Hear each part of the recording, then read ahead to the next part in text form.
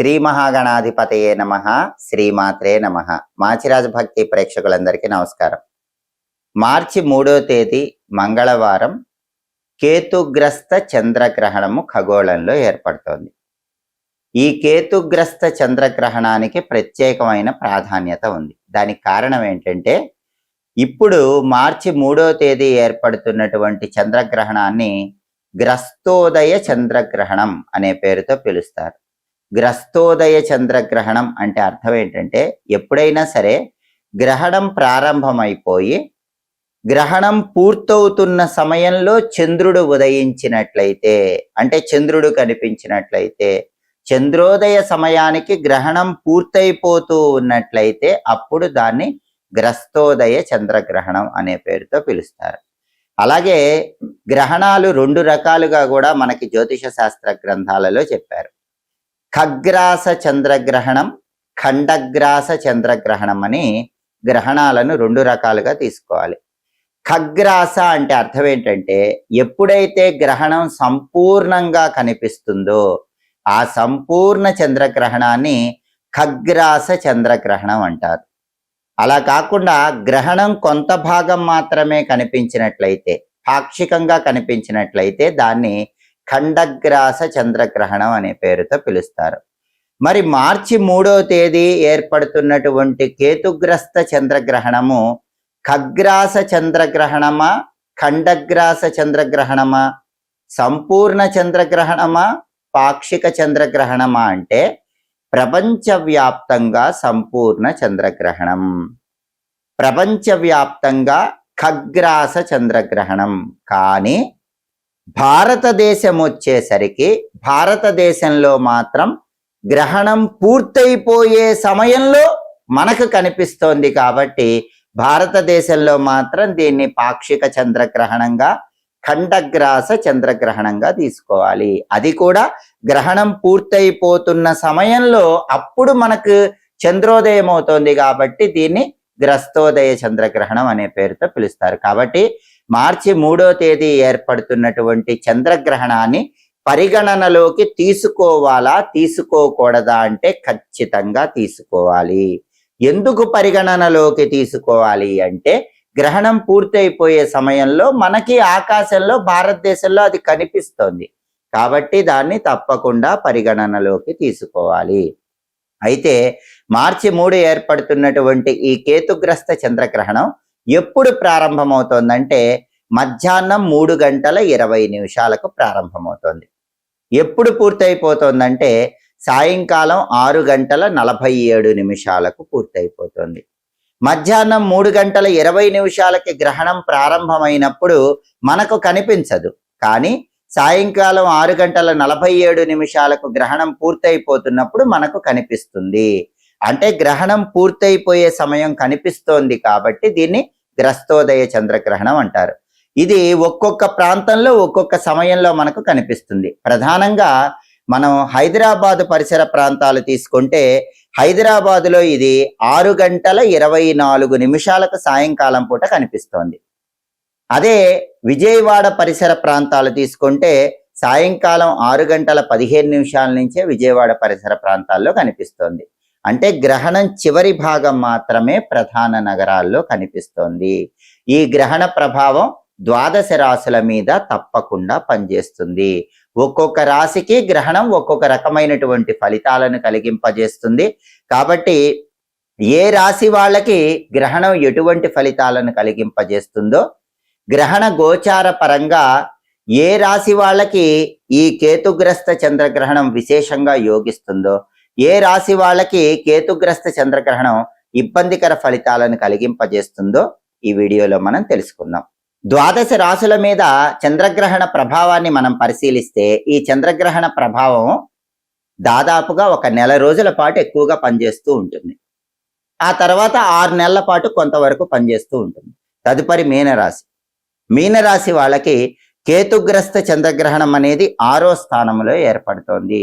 జ్యోతిష శాస్త్ర గోచార గ్రంథాల ప్రకారం జన్మరాశి నుంచి లెక్కబెట్టినప్పుడు 6వ రాశిలో గ్రహణం ఏర్పడితే ఆ గ్రహణం అద్భుతమైన శుభ ఫలితాలను కలిగింపజేస్తుంది. కాబట్టి మీనరాశి వాళ్ళకి గ్రహణ గోచారం పరంగా 6వ స్థానంలో గ్రహణం ఏర్పడుతోంది కాబట్టి ఇది బ్రహ్మాండంగా యోగిస్తుంది. మీనరాశి వాళ్ళు ఎవరైనా సరే కాంపిటేటివ్ ఎగ్జామ్స్ రాస్తే ఖచ్చితంగా మంచి ర్యాంకులు వచ్చి సెలెక్ట్ అవ్వగలుగుతారు. ఎందుకంటే జ్యోతిష శాస్త్రంలో 6వ స్థానము పోటీ పరీక్షలకు సంకేతం. కాబట్టి కాంపిటేటివ్ ఎగ్జామ్స్ రాస్తే ఖచ్చితంగా మీనరాశి వాళ్ళని విజయం వరిస్తుంది. అలాగే అది రోగ రుణ శత్రు స్థానం కాబట్టి ప్రధానంగా మీనరాశి వాళ్ళకి అనారోగ్యాలన్నీ తొలగిపోతాయి. ఈ కేతుగ్రస్త చంద్రగ్రహణం వల్ల దీర్ఘకాలిక అనారోగ్య సమస్యలు, కారణం తెలియని అనారోగ్య సమస్యలు, వీటన్నిటి నుంచి సులభంగా బయటపడతారు. అలాగే పెద్ద మొత్తంలో అప్పులుంటే ఆ అప్పులన్నీ కూడా మీనరాశి వాళ్ళు తీర్చివేయగలుగుతారు. లక్షల్లో ఉన్న అప్పుల నుంచి బయటపడతారు. అలాగే అది శత్రుస్థానం కాబట్టి 6వ స్థానం అది యోగిస్తుంది కాబట్టి గ్రహణ గోచార పరంగా మీనరాశి వాళ్ళకి కనిపించే శత్రువులు, కనిపించని శత్రువులు, బహిర్గత శత్రువులు, అంతర్గత శత్రువులు అందరూ కూడా నశించిపోతారు.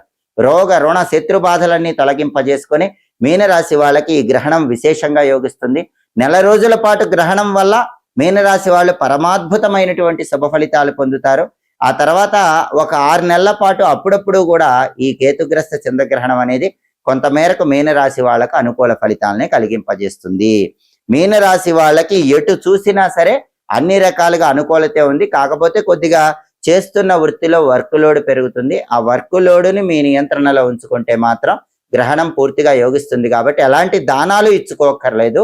కానీ గ్రహణ సమయంలో మంత్ర జపాలు చేయండి. గ్రహణ సమయంలో దైవనామస్మరణ చేసుకోండి. అప్పుడు గ్రహణం ఇచ్చే అనుకూల ఫలితాలు మీనరాశి వాళ్ళు ఇంకా రెట్టింపు చేసుకోవచ్చు. సమస్త శుభ ఫలితాలను సిద్ధింపజేసుకోవచ్చు. మార్చి 3వ తేదీ ఏర్పడుతున్నటువంటి కేతుగ్రస్త చంద్రగ్రహణం అనేది కొన్ని రాశులకు అనుకూల ఫలితాలు ఇస్తుంది, కొన్ని రాశులకు వ్యతిరేక ఫలితాలు ఇస్తుంది. అనుకూల ఫలితాలు ఇచ్చే రాశుల వాళ్ళు ఎలాంటి దానాలు ఇచ్చుకోకర్లేదు. ప్రతికూల ఫలితాలు ఇచ్చే రాశుల వాళ్ళు మాత్రం కొన్ని ప్రత్యేకమైన పరిహారాలు చేసుకోవటం ద్వారా, కొన్ని దానాలు ఇచ్చుకోవటం ద్వారా విశేషమైన శుభ ఫలితాలు చేకూరుతాయి. ఎప్పుడైనా సరే గ్రహణం వచ్చినప్పుడు జ్యోతిష శాస్త్ర పరంగా గ్రహణ గోచారం ఏం చెప్తుందంటే, జన్మరాశి నుంచి లెక్కబెట్టినప్పుడు వచ్చే 3, 6, 10, 11 రాశుల్లో గ్రహణం వచ్చినట్లయితే ఆ గ్రహణం సంపూర్ణమైనటువంటి అనుకూల ఫలితాలు కలిగిస్తుందని గ్రహణ గోచారం చెప్తుంది. కాబట్టి ఇప్పుడు ఈ కేతుగ్రస్త చంద్రగ్రహణం అనేది పుబ్బా నక్షత్రములో అంటే పూర్వ ఫల్గుని నక్షత్రంలో సింహరాశిలో ఏర్పడుతోంది. కాబట్టి గ్రహణ గోచారం ప్రకారం 12 రాశుల్లో 4 రాశుల వాళ్ళకి ఈ గ్రహణం అద్భుతంగా యోగిస్తుంది. మిథున రాశి, మీనరాశి, తులారాశి, వృశ్చిక రాశి ఈ 4 రాశుల వాళ్ళకి యోగిస్తుంది. కాబట్టి ఈ 4 రాశుల వాళ్ళు ఎటువంటి దానాలు ఇచ్చుకోవాల్సిన అవసరం లేదు. అయితే గ్రహణ గోచారం ఏం చెప్తుందంటే, జన్మరాశి నుంచి లెక్కబెట్టినప్పుడు వచ్చే 1, 4, 8, 12 రాశుల్లో గ్రహణం ఏర్పడితే అటువంటి గ్రహణం అధమ ఫలితాలను కలిగింపజేస్తుందని గ్రహణ గోచారం చెప్తుంది. కాబట్టి అధమ ఫలితాలు వచ్చే రాశుల వాళ్ళు మాత్రం తప్పకుండా దానాలు ఇచ్చుకోవాలి. ఈ అధమ ఫలితాలు వచ్చేటటువంటి రాశులను మనం పరిశీలించినట్లయితే సింహరాశి, అలాగే వృషభ రాశి, మకర రాశి, కన్యా రాశి ఈ 4 రాశుల వాళ్ళకి అధమ ఫలితాలు వస్తాయి. కాబట్టి సింహరాశి, వృషభ రాశి, మకర రాశి, కన్యా రాశి వాళ్ళు తప్పకుండా గ్రహణ సమయంలో కానీ గ్రహణం పూర్తయ్యాక కానీ ప్రత్యేకమైన దానాలు ఇచ్చుకోవాలి, ప్రత్యేకమైన పరిహారాలు చేసుకోవాలి. అలాగే జ్యోతిష శాస్త్ర గ్రహణ గోచారం ఏం చెప్తుందంటే, ఎప్పుడైనా జన్మరాశి నుంచి లెక్కబెట్టినప్పుడు వచ్చే 2, 5, 7, 9 రాశుల్లో గ్రహణం ఏర్పడితే ఆ గ్రహణం మధ్యమ ఫలితాలను ఇస్తుందని గ్రహణ గోచారం చెప్తుంది. మధ్యమ ఫలితాలు అంటే కొంత అనుకూల ఫలితాలు, కొంత ప్రతికూల ఫలితాలు. మధ్యమ ఫలితాలు ఉన్న వాళ్ళు కూడా దానాలు తప్పకుండా ఇచ్చుకోవాలి. గ్రహణం అప్పుడు కానీ గ్రహణం పూర్తయ్యాక కానీ దానాలు ఇచ్చుకుంటే విశేషమైన ప్రయోజనాలు చేకూరుతాయి.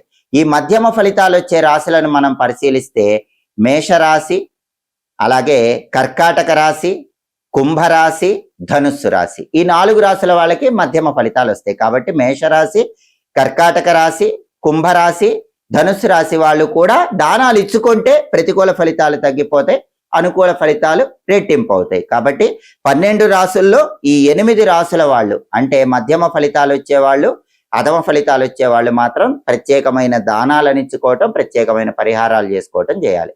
దానాలు ఎలా ఇవ్వాలి అంటే, ఇది కేతుగ్రస్త చంద్రగ్రహణం కాబట్టి కేతువుకు సంకేతంగా ఒక చిన్న నాగ పడిగ ఏదైనా లోహంతో చేసింది అంటే రాగితో గాని, ఇత్తడితో గాని, పంచలోహాలతో గాని ఏదైనా లోహంతో చేసిన చిన్న నాగపడిగా, అలాగే చంద్రుడికి సంకేతంగా ఒక చిన్న వెండి బింబం దానం ఇవ్వాలి.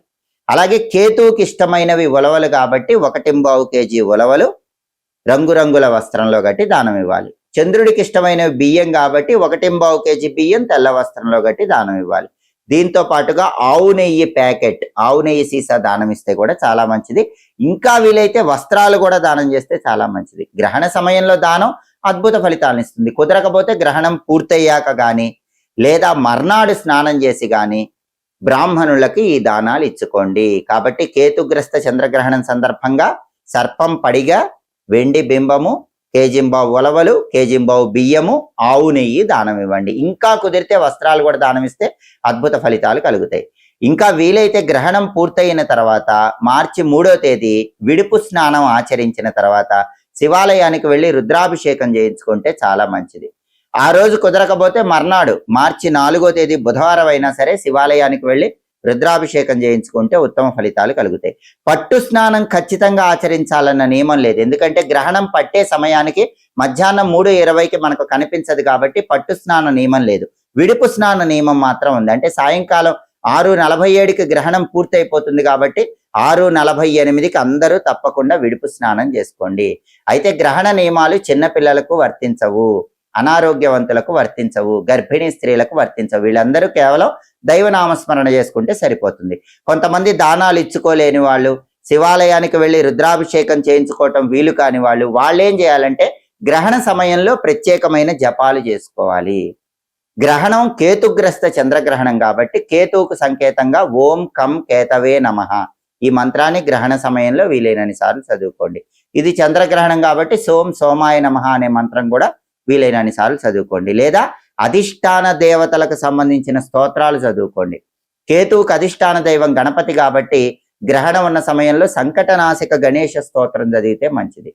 అలాగే చంద్రుడికి అధిష్టాన దైవం లక్ష్మీదేవి కాబట్టి లక్ష్మీదేవికి సంబంధించిన శ్రీ సూక్తం కానీ, కనకధార స్తోత్రం కానీ, అష్టలక్ష్మి స్తోత్రం కానీ చదివితే చాలా మంచిది. లేదా పరమేశ్వరుడు చంద్రశేఖరుడు కాబట్టి చంద్రశేఖరాష్టకం చదివితే చాలా మంచిది. మరి అధిష్టాన దేవతలకు సంబంధించిన స్తోత్రాలు కూడా చదవలేకపోతే గం గణపతయే నమః గణపతి మంత్రం చదువుకోండి. ఓం చంద్రశేఖరాయ నమః పరమేశ్వర మంత్రం చదువుకోండి. ఓం శ్రీం శ్రీయై నమః లక్ష్మీదేవి మంత్రం చదువుకోండి. కలియుగ ప్రత్యక్ష దైవమైన వెంకటేశ్వర స్వామికి సంబంధించిన వెంకటేశ్వర వజ్రకవచ స్తోత్రం చదువుకున్నా, ఓం నమో వెంకటేశాయ, ఓం గోవిందాయ నమః చదువుకున్నా కూడా వెంకటేశ్వర స్వామి అనుగ్రహం వల్ల గ్రహణం ఇచ్చే వ్యతిరేక ఫలితాలు తగ్గిపోతాయి, అనుకూల ఫలితాలు పెంపొందింపజేసుకోవచ్చు. ఇలా గ్రహణం బట్టి ప్రత్యేకమైన మంత్ర జపాలు, స్తోత్రాలు చేసుకున్నా కూడా అద్భుత ఫలితాలు కలుగుతాయి. దానాలు ఇవ్వటం వీలు కాని వాళ్ళు ఇలా మంత్ర జపాలు చేసుకోండి, స్తోత్రాలు చదువుకోండి, లేదా స్తోత్రాలు వినండి. గ్రహణం ఇచ్చే వ్యతిరేక ఫలితాలు తొలగింపజేసుకొని అనుకూల ఫలితాలు రెట్టింపు చేసుకొని సమస్త శుభ ఫలితాలను అందిపుచ్చుకోండి. ఎప్పటికప్పుడు ఖగోళంలో మార్పుల గురించి, వాటికి సంబంధించిన ఆసక్తికరమైన విశేషాంశాల గురించి తెలుసుకోవాలంటే మాచిరాజు భక్తి ఛానల్ తప్పకుండా చూడండి. మా వీడియోస్ మీకు నచ్చినట్లయితే మా ఛానల్ లైక్ చేయండి, కామెంట్ చేయండి. మా ఛానల్ వీడియోస్ 10 మంది మిత్రులకు షేర్ చేయండి. మా ఛానల్ సబ్స్క్రైబ్ చేసుకోండి. పక్కన ఉన్న బెల్ సింబల్ నొక్కటం మాత్రం మర్చిపోకండి. సర్వే జనాః సుఖినో భవంతు. స్వస్తి.